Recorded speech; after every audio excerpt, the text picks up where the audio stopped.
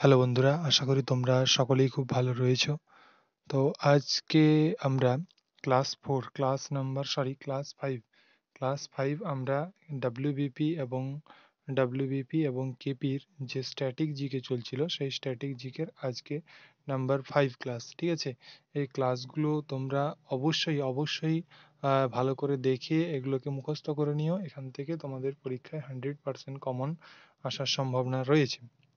দেখো, আগের দিন আমরা 100 পর্যন্ত আলোচনা করেছিলাম, আজ আমরা 101 থেকে আলোচনা করব। দেখো, কোন খাল প্রশান্ত ও আটলান্টিক মহাসাগরকে সংযুক্ত করেছে? প্রশান্ত এবং আটলান্টিক মহাসাগরকে সংযুক্ত করেছে পানামা খাল। এরপরে আফ্রিকা ইউরোপ থেকে পৃথক হয়েছে ভূমধ্যসাগর। সুয়েজ খালটি ভূমধ্যসাগরকে লোহিত সাগরের সাথে সংযুক্ত করে। সুয়েজ খালটি ভূমধ্যসাগরকে লোহিত সাগরের সাথে সংযুক্ত করে। এবং কি বলেছে যে ম্যাগনাল প্রণালী আটলান্টিক এবং প্রশান্ত মহাসাগরের সংযোগকারী চ্যানেল। আটলান্টিক এবং প্রশান্ত মহাসাগরের সংযোগকারী চ্যানেল হচ্ছে গিয়ে ম্যাগেলান প্রণালী। এবং জিব্রাল্টার প্রণালী যেটা রয়েছে সেটা হয়েছে তোমাদের আটলান্টিক মহাসাগরকে ভূমধ্যসাগরের সাথে সংযুক্ত করে এবং আফ্রিকা মহাদেশের মারাক্কো থেকে ইউরোপ মহাদেশের স্পেনকে পৃথক করে থাকে। এরপরে দেখো বলেছে কিয়েল খাল, যেটা বাল্টিক সাগরকে উত্তর সাগরের সাথে সংযুক্ত করে থাকে। ইসরোর চেয়ারপারসন কে? ইসরোর চেয়ারপারসন এটা তোমাদের 2024 আপডেট করে দিয়েছি। ঠিক আছে, দেখো এস সোমনাথ চেয়ারপারসন। ইসরোর চেয়ারপারসন হচ্ছে এস সোমনাথ। এরপরে আরো কয়েকটা যে মনে রাখতে হবে তোমাদের, ডিআরডিওর চেয়ারম্যান হচ্ছে গিয়ে ডাক্তার সমীর ভি কামাত। ভারতের মুখ্য নির্বাচন কমিশনার হচ্ছে গিয়ে রাজীব কুমার। আর নাবার্ডের চেয়ারম্যান হচ্ছে গিয়ে শেরি সাজি কেভি। এবং এনআইটিআইর এর সিইও হচ্ছে গিয়ে বিভি আর সুব্রমণিয়াম। ওকে, এরপরে দেখো প্রথম 103 নম্বর প্রশ্ন, প্রথম কোথায় পিঙ্ক বল টেস্ট অনুষ্ঠিত হয়েছিল? পিঙ্ক বল টেস্ট অনুষ্ঠিত হয়েছিল আমাদের ইডেন গার্ডেনে। যেটা মনে রাখতে হবে, দেখো 27 থেকে 29 নভেম্বর 2015 সাল পর্যন্ত অ্যাডিলেড ওভালে অস্ট্রেলিয়া এবং নিউজিল্যান্ডের মধ্যে প্রথম দিবারাত্রি টেস্ট খেলেছিল। 22 নভেম্বর 2019 সালে ভারতীয় পুরুষ ক্রিকেট দল কলকাতার ইডেন গার্ডেন বাংলাদেশের বিরুদ্ধে প্রথমবারের মতো গোপালী বল টেস্টের খেলে ইতিহাস সৃষ্টি করেছিল। এরপরে দেখো 104 নম্বর প্রশ্ন, যেটা হচ্ছে 2019 সালের শেষ দিকে কোন সাইক্লোন পশ্চিমবঙ্গের উপকূলে আছড়ে পড়েছিল? সেটা আমরা সকলেই জানি যে বুলবুল। ভারতের উড়িষ্যা রাজ্য ফণী সাইক্লোনের জন্য সবচেয়ে বেশি ক্ষতিগ্রস্ত হয়েছিল, এটাও তোমাদের মনে রাখতে হবে। এরপরে দেখো আপেল আইফোনের অপারেটিং সিস্টেম কি? iOS। ঠিক আছে, iOS। ইন্টারনেট পরিষেবার অগ্রদূত কি? ইন্টারনেট পরিষেবার অগ্রদূত হচ্ছে গিয়ে A R P A N E T, apparent. ঠিক আছে, এটা তোমাদের ইম্পর্টেন্ট রয়েছে, মনে রাখবে। Touching the sky with glory, এটি কার নীতিবাক্য? এটি আইএসএফ এর নীতিবাক্য। আরো কয়েকটা নীতিবাক্য তোমাদের মনে রাখতে হবে, যেটা হচ্ছে এনসিসির নীতিবাক্য হচ্ছে ইউনিটি অ্যান্ড ডিসিপ্লিন। ইন্ডিয়ান আর্মির নীতিবাক্য হচ্ছে গিয়ে সেবাই পরম ধর্ম। ইন্ডিয়ান নেভির হচ্ছে গিয়ে সমাধি ভার্চন। এবং ইন্ডিয়ান এয়ারফোর্সের হচ্ছে গিয়ে টিচিং দ্য স্কাই উইথ। ঠিক আছে, এগুলো তোমাদের মনে রাখতে হবে। জাভাকে আবিষ্কার করেছিলেন জাভা আবিষ্কার করেছিলেন জেমস এ গোমলিং। ঠিক আছে, এরপরে তোমাদের যে আবিষ্কর্তাগুলো মনে রাখতে হবে সেগুলো তোমাদের এইগুলো পুরো খাতাতে নোট ডাউন করে নেবে। যতগুলো রয়েছে সবগুলো তোমরা মুখস্থ করে নিও। এরপরে দেখো 109, মাইক্রোসফট পাওয়ার পয়েন্টের সর্বোচ্চ পার্সেন্টেজ কত? সর্বোচ্চ জুম পার্সেন্টেজ যদি বলে থাকি সেটা হচ্ছে গিয়ে 400%। 400%। 2022 সালে কমনওয়েলথ গেম অনুষ্ঠিত হয়েছিল কোথায়? ইংল্যান্ডে। 2022 সালে কমনওয়েলথ গেম অনুষ্ঠিত হয়েছিল ইংল্যান্ডে। ঠিক আছে,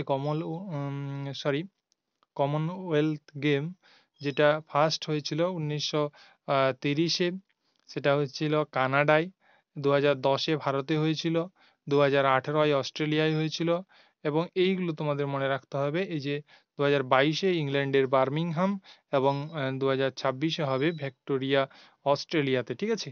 ভারতের শেক্সপিয়ার নামে পরিচিত কে? ভারতের শেক্সপিয়ার নামে পরিচিত হচ্ছে কালিদাস।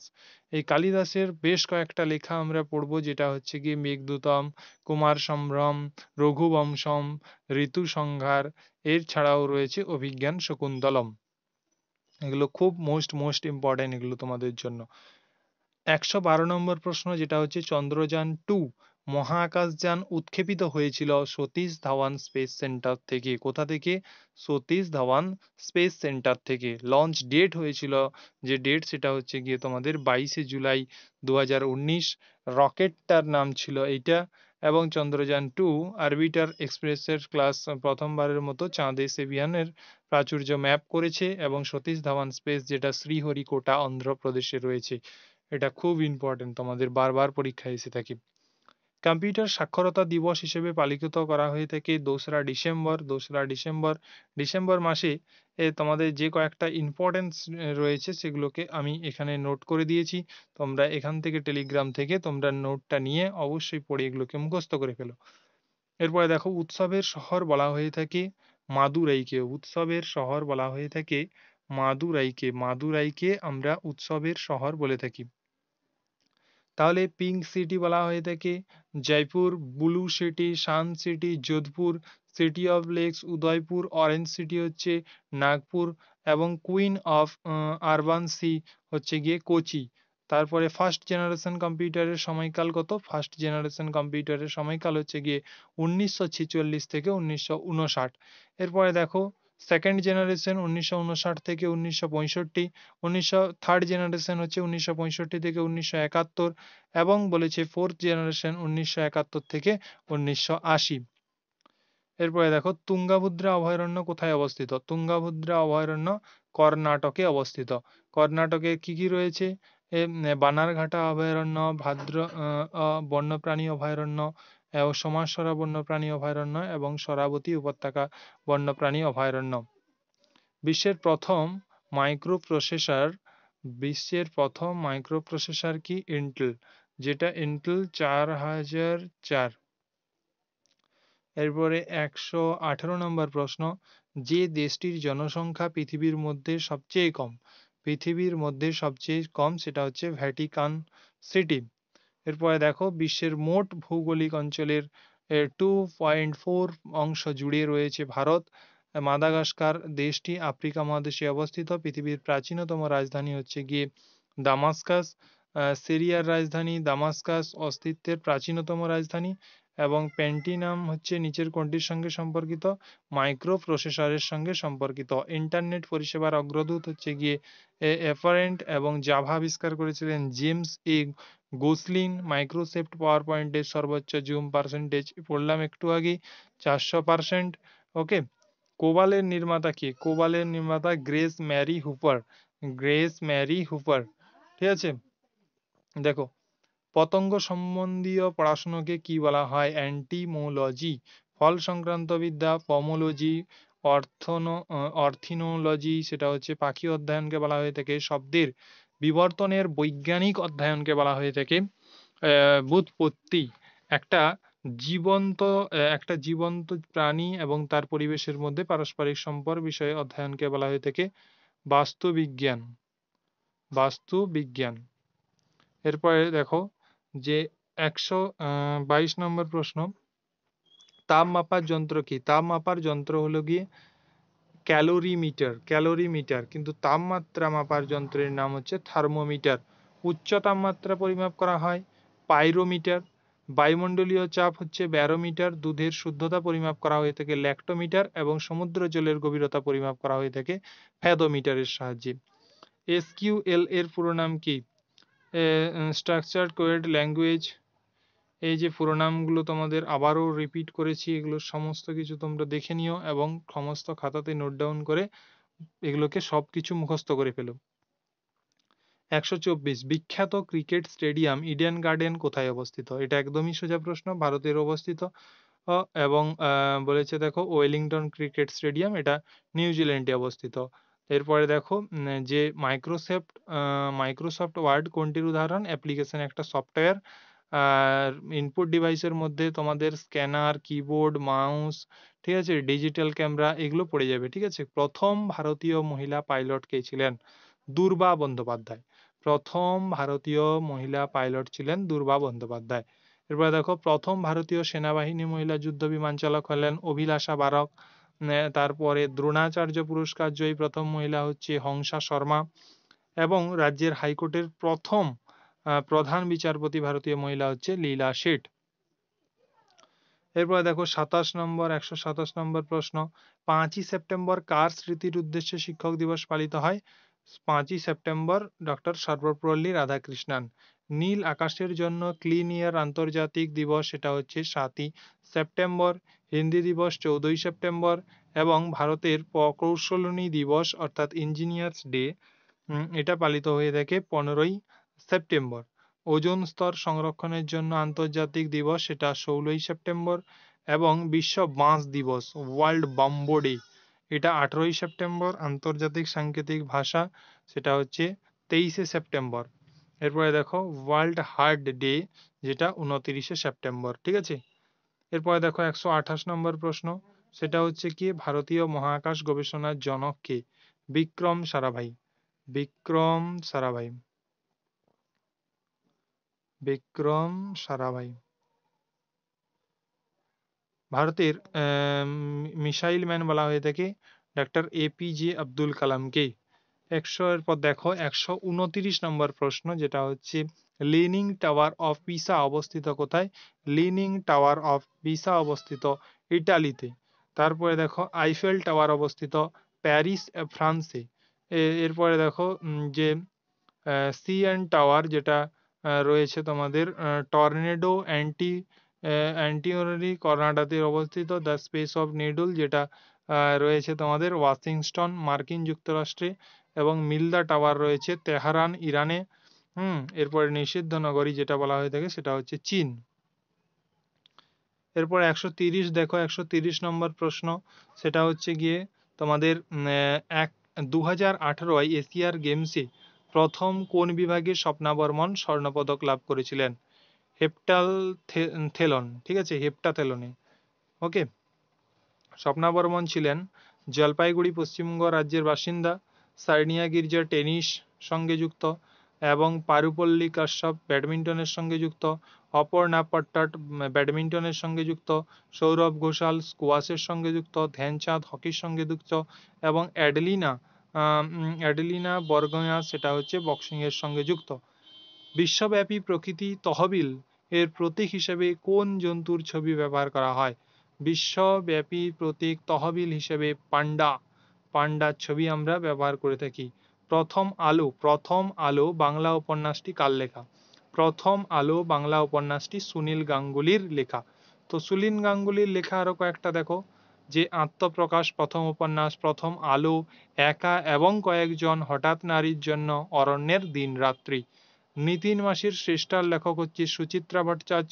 সুকান্ত ভট্টাচার্য হচ্ছে পূর্বাভাস, মিঠে কড়া, ছাড়পত্র।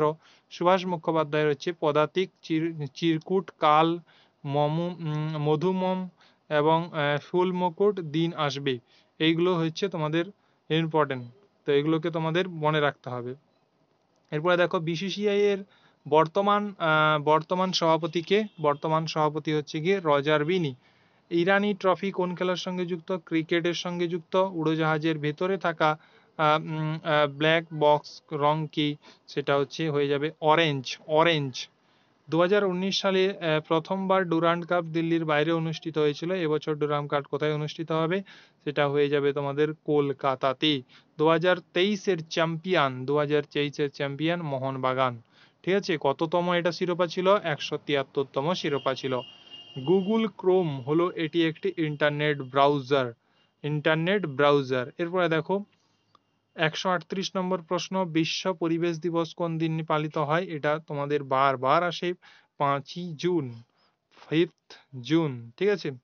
আন্তর্জাতিক নারী দিবস 8ই মার্চ। তারপরে জাতীয় মানবাধিকার দিবস 10ই ডিসেম্বর।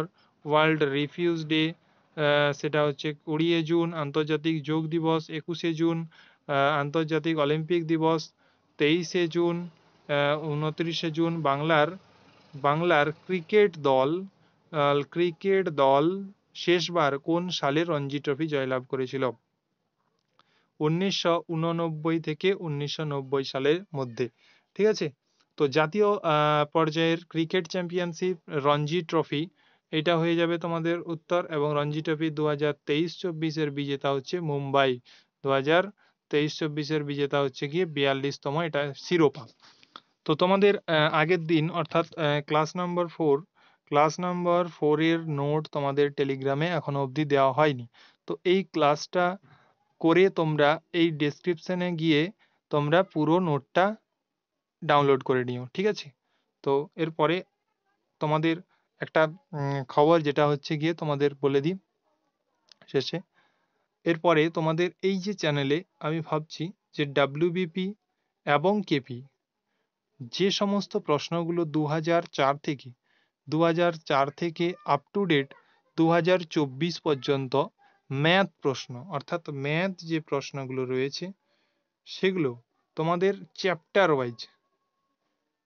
চ্যাপ্টার ওয়াইজ তোমাদেরকে আমি সলিউশন করিয়ে দেব, এবং শর্ট ট্রিক্সের মাধ্যমে, যাতে তোমরা খুব সহজে তোমরা কি করতে পারো। এছাড়াও তোমাদের যে টপিকগুলোর উপর, ধরো তোমাদের বলে দিই আমি, যে ধরো নাম্বার সিস্টেম, তো নাম্বার সিস্টেম থেকে কোন টপিকগুলো থেকে বেশি প্রশ্ন এসছে 2004 থেকে 2024-এর মধ্যে, সেই সমস্ত প্রশ্নগুলো আমি আরও যে সমস্ত পরীক্ষায় এসছে সেইভাবে তোমাদেরকে প্র্যাকটিস করিয়ে পুরো রেডি করে দেব। তোমরা একদম 100% এই টপিক থেকে তোমরা কমন পেয়ে যাবে। এই স্ট্র্যাটেজিকের ক্লাস তো তোমাদের জন্য খুব খুব ইম্পর্টেন্ট, এগুলো থেকেই তোমাদের পরীক্ষায় আসবে, এইটুকু বলে দিচ্ছি।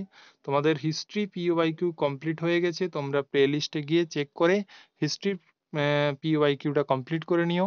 এবং তোমাদের জিওগ্রাফি তোমাদের পিওয়াইকিউ তোমাদেরকে নোট করা চলছে। ঠিক আছে, নোট চলছে, তো এই নোট কমপ্লিট হয়ে গেলে তোমাদেরকে জিওগ্রাফিটাও আমি প্রোভাইড করে দেবো। ওকে, থ্যাংক ইউ।